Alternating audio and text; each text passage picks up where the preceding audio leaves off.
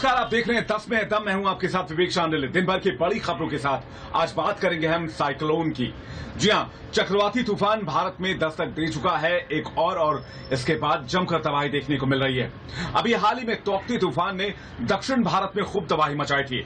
दक्षिण भारत से उठा यह तूफान गुजरात तक पहुंचा था, महाराष्ट्र होते हुए, जहां पर भारी तबाही देखने को मिली थी।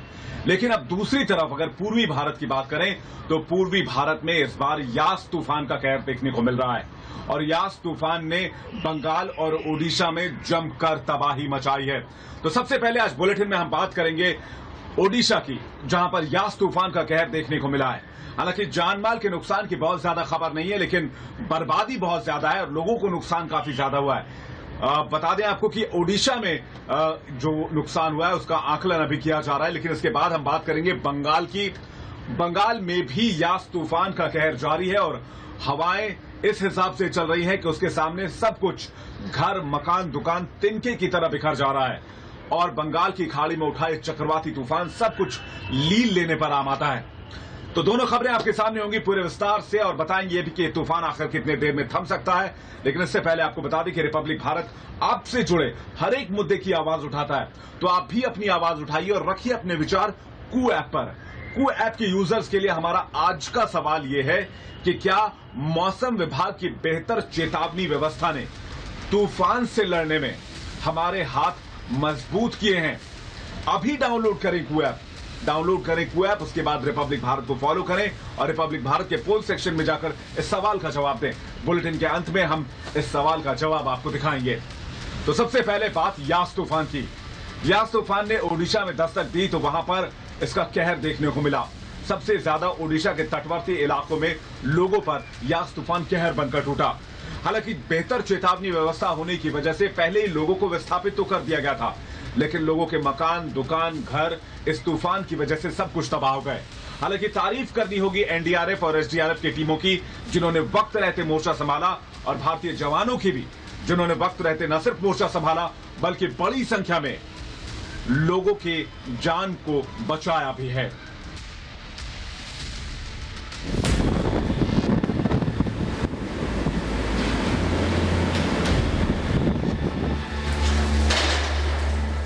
चक्रवाती तूफान यास अनायास ही लोगों की जिंदगी तबाह कर रहा है। तूफान से पहले तेज बारिश ने डराया, कई इलाकों में बारिश से तबाही, समंदर में उठती ऊंची लहरें, तेज हवा के झोंकों से हजारों पेड़ जमींदोज। पश्चिम बंगाल के दीघा में यास के कहर से सड़क और तालाब का फर्क मिट गया।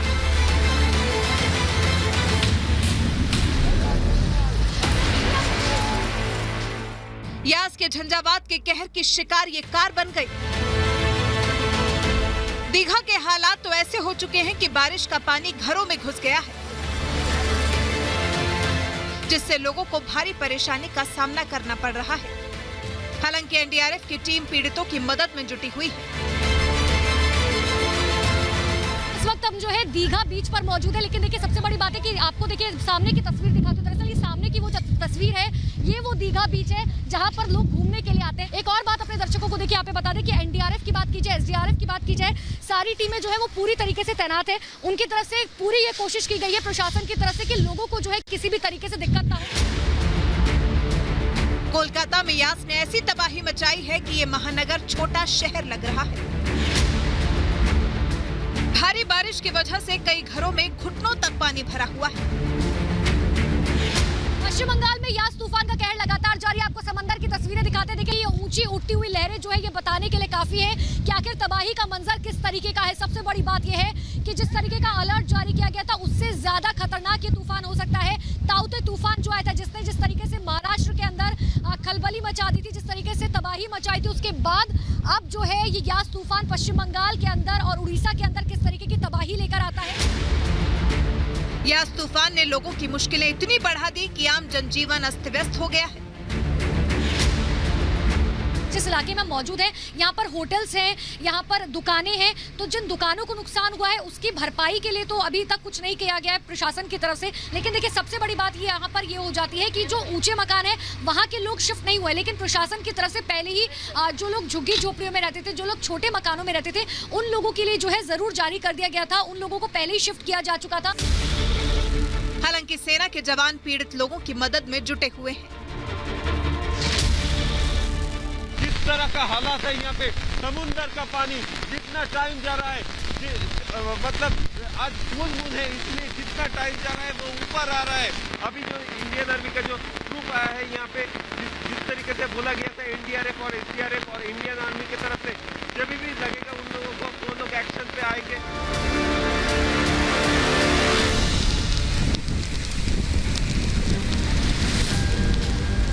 वहीं 24 परगना में मौसम काफी खराब है। यहाँ सुबह से ही तेज बारिश हो रही है। वहीं कई जगह आंधी आने से काफी नुकसान भी हुआ है। इस वक्त हूँ साउथ 24 परगना में और मौसुनी जो आइलैंड है, मौसुनी आइलैंड के पास में एक जो गांव, वो गांव में अभी पूरा पानी भर गया है और जहाँ पे रिपब्लिक आ चुका है, उधर अभी तक कोई रेस्क्यू टीम का कोई तलाश नहीं। उन लोगों को रेस्क्यू करने के लिए कोई भी रेस्क्यू टीम अभी तक इधर मौजूद नहीं है। पीने का पानी नहीं है, खाना नहीं है। पूर्वी मिदनापुर के हल्दिया में यास तूफान से कोहराम मचा हुआ है। इस तूफान से तटीय इलाकों को काफी नुकसान पहुंचा है। वहीं तेज आंधी के साथ लगातार बारिश भी हो रही है, जिससे कई घरों को नुकसान भी हुआ है।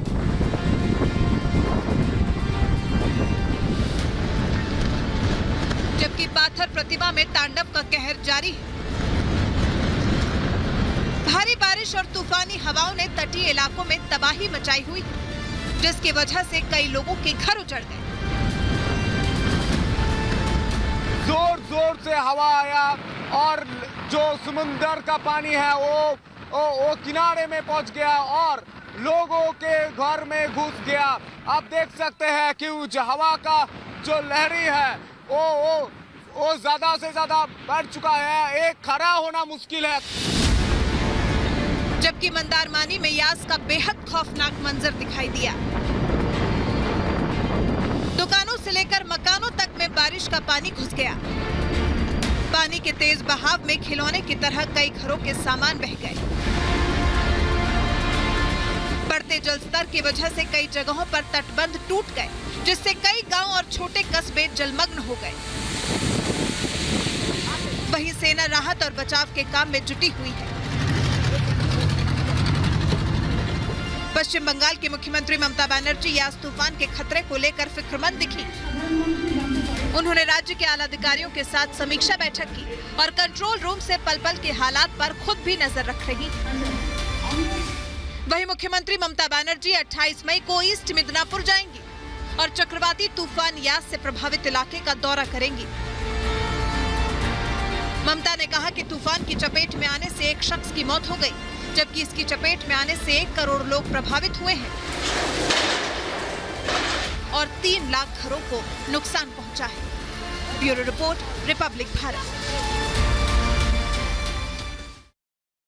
तो ये तो बात रही ओडिशा की, लेकिन अगर आप देखेंगे पश्चिम बंगाल को, तो पश्चिम बंगाल भी बंगाल की खाड़ी से लगता हुआ इलाका है, यानी कि यहां भी सागर करीब है। ऐसे में पश्चिम बंगाल में पहले से ही तबाही की आशंका जताई जा रही थी, लिहाजा मछुआरों को समुद्र में न जाने की सलाह दी गई थी और जो लोग तटवर्ती इलाकों में रह रहे थे उन्हें पहले ही वहां से निकाल लिया गया था। इसके बाद हर नुकसान तो हुआ है, लोगों के आर्थिक नुकसान का आकलन किया भी जा रहा है, लेकिन लोगों के हताहत होने की खबर बहुत ज्यादा नहीं है। पश्चिम बंगाल के सरकारी आंकड़ों की माने तो महज 1 व्यक्ति की जान गई है। ये बताता है कि हमारी तैयारी इस तूफान को लेकर कितनी थी। आपको याद होगा इससे पहले जब तूफान आया करते थे तो कितनी भारी मात्रा में तबाही होती थी। देखिए पश्चिम बंगाल में यास तूफान का कितना असर रहा।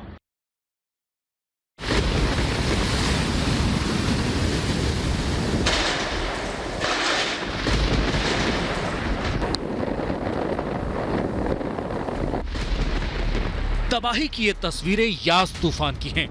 यास तूफान ने ओडिशा और पश्चिम बंगाल के कई इलाकों में तांडव मचा रखा है। जहां ओडिशा के कई इलाकों में तेज हवाओं के साथ बारिश हो रही है, वहीं पश्चिम बंगाल में भी यास तूफान ने कोहराम मचाया हुआ है।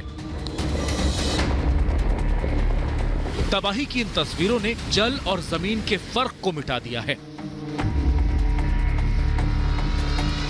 ये कहना मुश्किल है कि पानी में इमारत है कि इमारत में तबाही का ये जल तांडव कर रहा है। इस होटल के कमरों के बिस्तरों को अपार जल तांडव तिनके की तरफ बहाकर ले जा रहा है और बेबस आंखें तबाही का ये मंजर देखने को मजबूर हैं। यास तूफान ने सबसे ज्यादा तबाही ओडिशा के भद्रक और बालासोर में मचाई है। भद्रक में इस तूफान ने ऐसी तबाही मचाई कि सिर का साया यानी छप्पर भी उड़ा ले गया और गाड़ियां तो ताश के पत्ते की तरह इधर उधर हिलती डुलती दिखाई दी। भद्रलोक वाले भद्रक में यास ऐसी तबाही मचा रहा है जैसे बारिश का तूफान आ गया हो। इन पेड़ों को देखकर तो ऐसा लग रहा है कि तबाही वाला ये तूफान कुछ भी छोड़ने को राजी नहीं। भद्रक में तेज हवाओं और बारिश की वजह से समंदर का जल स्तर बढ़ गया है। पानी बढ़ने के चलते रिहायशी इलाकों में पानी भर गया है, जिसकी वजह से लोगों को सुरक्षित स्थानों पर ले जाया गया। लेकिन अभी भी कुछ इलाकों में लोग खुद को बचाने की जंग में जुटे हुए हैं। तेज आंधी की वजह से घरों पर लगे टीन के शेड उड़ गए और कई घंटों तक बिजली गुल रही। वहीं खेतों में पानी घुसने से सैकड़ों एकड़ फसल बर्बाद हो गई। राहत और बचाव के काम में जुटी एनडीआरएफ की टीम लोगों से घरों में रहने की अपील कर रही है, क्योंकि तूफान का खतरा अभी टला नहीं है। वहीं बालासोर में इस तूफान ने ऐसी तबाही मचाई कि बचाने के लिए कुछ बचा भी नहीं। इस तूफान से इतना नुकसान हुआ है कि सिर छिपाने के लिए आशियाना भी नहीं बचा। तूफान की चपेट में आने से हजारों पेड़ भरभरा कर गिर गए, जिन्हें ठिकाने लगाने के लिए राहत और बचाव कर्मी कड़ी मेहनत कर रहे हैं। यास तूफान की इस तबाही से इलाके के लोगों को भारी दिक्कतों का सामना करना पड़ रहा है। सड़कों पर जल भराव की तस्वीरें देखने को मिल रही हैं।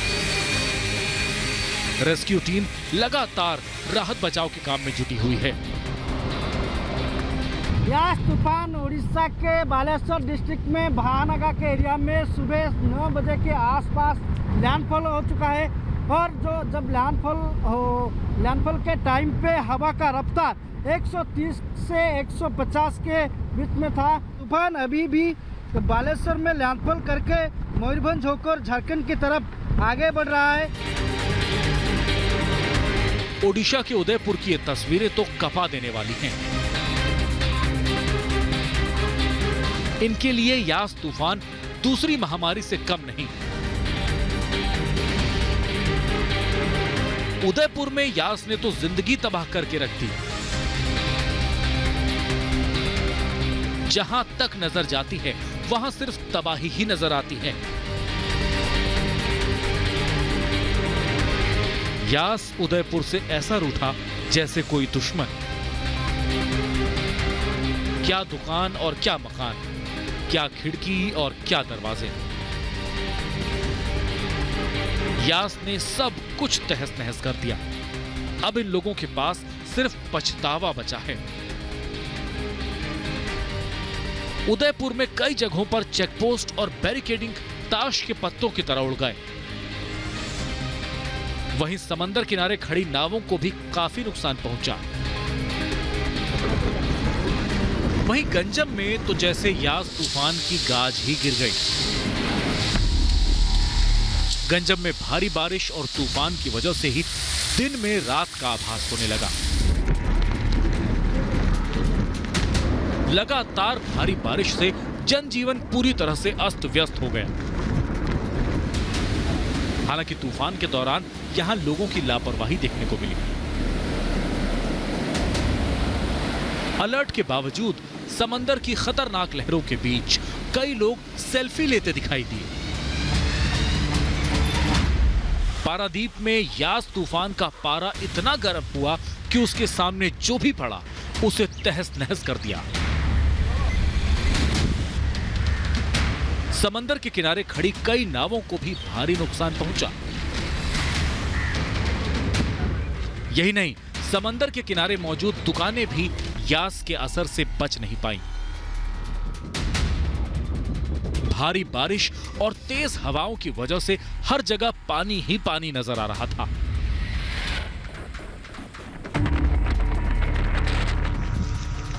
यास तूफान की चपेट में आने से तिरुवनंतपुरम में 2 मछुआरे लापता हो गए।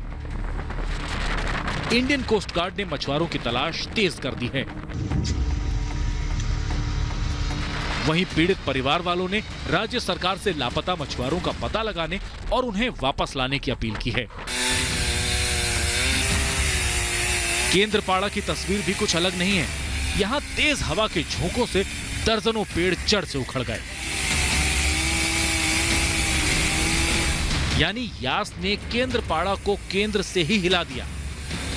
फायर ब्रिगेड के कर्मचारी सड़कों पर गिरे पेड़ों को हटाने में जुटे रहे और राहत बचाव कार्य के लिए जोर शोर से रेस्क्यू ऑपरेशन चलाया जा रहा है।